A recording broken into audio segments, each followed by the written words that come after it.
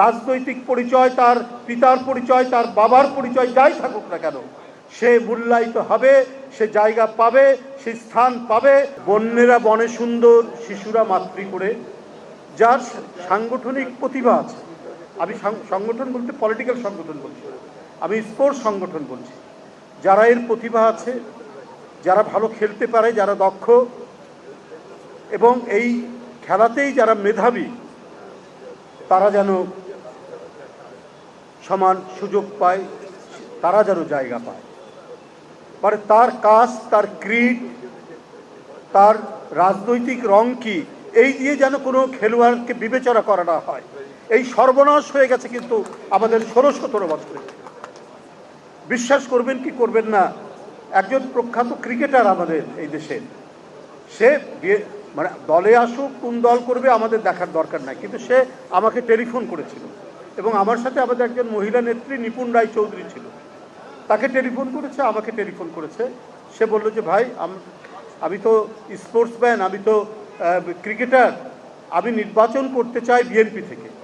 তো খুবই আনন্দিত হলাম। আমি বললাম, তোমার মতো একটা ছেলে যদি আসে, আমি ওইভাবে চাই না যে তুমি খেলা ছেড়ে চলে আসো, কিন্তু তুমি করতে চাও, নিশ্চয়ই আমি রাজি আছি। এটা 2018 সালের আগের কথা বলছি। অপটিক্যাল ব্রাইটেনার, কালার গার্ড এবং জার্ড লক সমৃদ্ধ অ্যাডভান্স ফর্মুলায় এলো নতুন রে ডিটারজেন্ট পাউডার। পরে দেখলাম সে আরেকটি রাজনৈতিক দল থেকে সে নির্বাচন করে এমপি হয়েছে।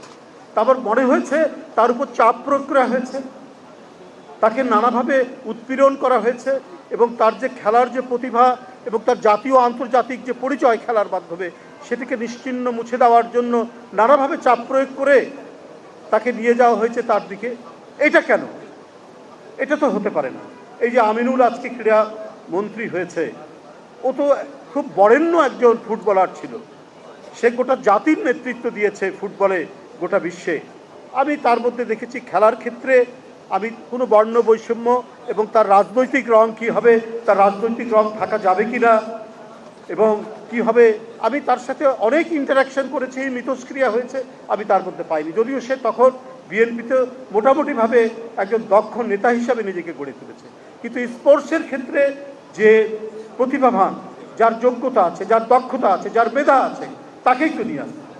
আমি আপনাদের কাছে বলে রাখি শুধু একটি কথা, যারা এখানে দাঁড়িয়ে আছেন, যার নেতৃত্বে সরকার গঠন করা হয়েছে, আমাদের প্রধানমন্ত্রী তারেক রহমান, আমি তার মধ্যেও কিন্তু দেখিনি যে সব ক্ষেত্রে, কি স্পোর্টস, কি কালচার, কি গায়ক, কি গায়িকা, প্রত্যেকটি ক্ষেত্রে দল বাছাই করতে হবে, ও আমার লোক, সে তার লোক, এইটা তার বিবেচনার মধ্যে নেই।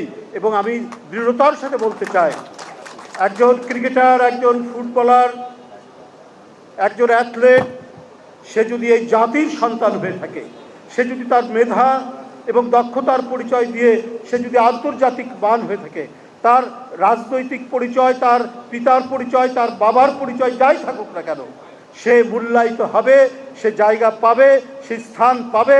তার কোনো রং বিভাজিত করতে পারবে না, কোনো রং দিয়ে তাকে সরাতে পারবে না তার নিজস্ব অবস্থান থেকে। সেই পরিস্থিতি, সেই প্রক্রিয়াটাই ইনশাল্লাহ সেটা তৈরি হচ্ছে, সেটা তৈরি হবে জনাব তারেক রহমানের নেতৃত্বে।